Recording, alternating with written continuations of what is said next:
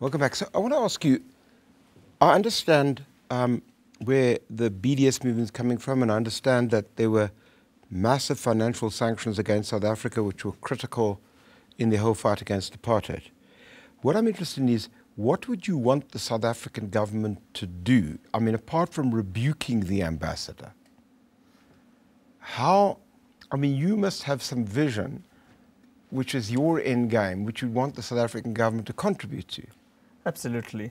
So South Africa can play the role that, for example, various European Union countries are currently playing, and that is placing sanctions on any business dealings with the Israeli settlements or with international companies currently involved in the occupied Palestinian territories. Now, the Israeli representative here today must agree with the South African government position that settlements are illegal, that the occupied Palestinian... He only represents the Jewish community. Well, Mr. Krengel represents the South African Zionist Federation. Can I finish? The South African Zionist Federation.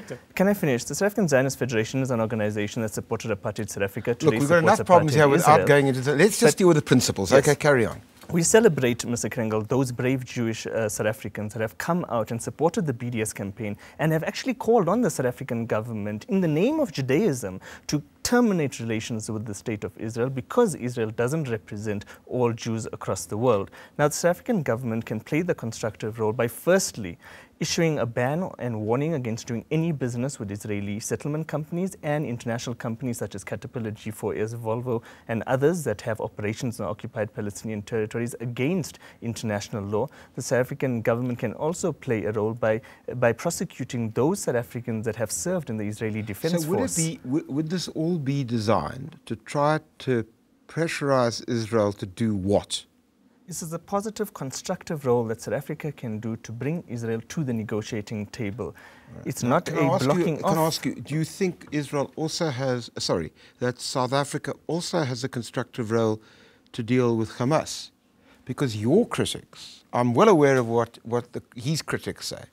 Your critics would say Hamas is an anti-modernity, it's sexist, it's homophobic, it represents complete antithesis of democracy. You can't ever get a kind of secular constitutional state with that set of values. Would you accept that the South African government should be saying something about that too? I think that firstly there is a problem with the Israeli lobby reducing the Palestinians to Hamas, Hamas, Hamas. This is the usual, Hamas are pouring rockets across the border. I mean, well, those rockets that are sent out not by Hamas but by resistance organizations, including Hamas inside the Gaza Strip. There's various organizations, PFLP, various resistance movements. They really are the ways in which the youth of South Africa during the 1980s threw stones out of townships when our apartheid government came and encroached upon our townships. Issue for the South African, most important issue here. Those youth also said South Africa belongs to all who live in it. Absolutely. That's a very different cry to what I'm hearing. Absolutely, and I think that the BDS movement is all about human rights, and in fact, in the call for boycott, divestment and sanctions in 2005, the leadership of the BDS movement, endorsed by all Palestinian political organizations, made it clear we are against all forms of racism, including anti-Semitism as well as Zionism. His argument, I think, is to a large degree that the South African, that the South African Jewish community, in a sense, has supported Israel unequivocally.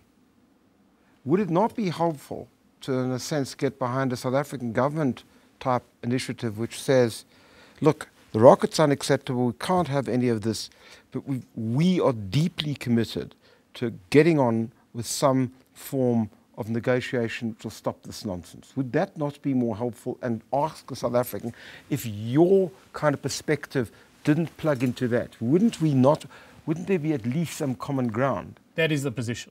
The Zionist Federation... But people don't feel that's the position. It's repeatedly stated. The Zionist Federation's position is very simple.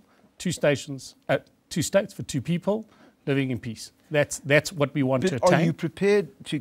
would you accept that the South African government would have every entitlement to say to the Israeli government, we're not satisfied with the fact that it's tardy at the moment and you've got to do much more? They're entitled to criticize. But would it not help if you also got behind that?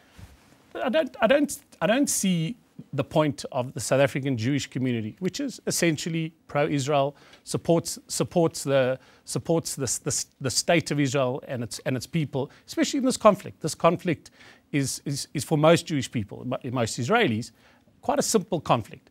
The Israeli government 9 years ago risked a civil war to pull out all of its settlements, all of its soldiers from the Gaza Strip. Your critics will say there was a blockade shortly thereafter. The thereafter. blockade only came in when Hamas came in and refused, in a sense, to abide by the agreements that the Palestinian Authority had entered into, and hence the blockade was there to stop the arms.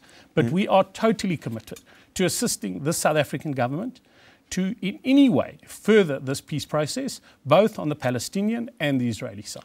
Don't you think to some extent that the kind of discourse we're having in this country is decidedly unhelpful? Well, part of the problem is... And by the way, not uninfluential in the sense that it sort of positions people in certain ways. That's the problem. The discourse here speaks to who punched who first and how we're going to even things out. It doesn't, for the most part, talk to, and what happens next, and where do things go after that? I mean, if you look at the Israeli circumstances, they have built this enormously vibrant society that in effect is ignoring its geography. It is where it is, and there's nothing they can do to change that. It is also ignoring, at its considerable peril, the demography of the region. It has to come to grips with the idea that the West Bank, in some way, shape, or form, cannot remain forever under the rule, effectively, of the Israeli army. Forever. I mean, that's forever. a very modest position. Well, I mean, forever in this case probably speaks to just a few years at the maximum. At maximum. The problem is getting from this moment to something that begins to look inevitably toward that. I mean, we've been there before. But you see, what I'm saying is that what Mr. Desai says is, I mean, let me put it this way. Mr. Krengel's line is, I perfectly understand it. He's saying, we're happy if the South African government does this. Anybody's entitled to criticize. We're committed to a two-state solution. If that's South Africa wants to push that heavily, fine. Mr. Desai says, well, we've gone through this for many times, I'm paraphrasing, many times before, and quite frankly, the one thing we learned from South Africa was that if you have tough financial sanctions, countries start thinking differently.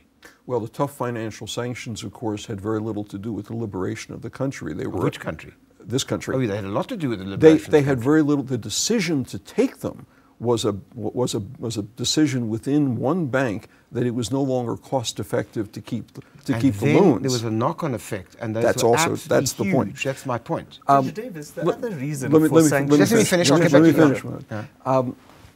What has to happen now is what I refer to is the Nixon goes to China moment. Benjamin Netanyahu has to decide in his mind that almost regardless of the consequences, somewhere, somehow, some way, he has to accept the idea that most, perhaps all of those settlements on the West Bank have to come to an end. If they come to an end, it becomes the kind of momentous decision that begins to set other things in motion. There are risks, of course there are risks, but look at the risks now. Got you. I've got to take an ad break. We'll be back.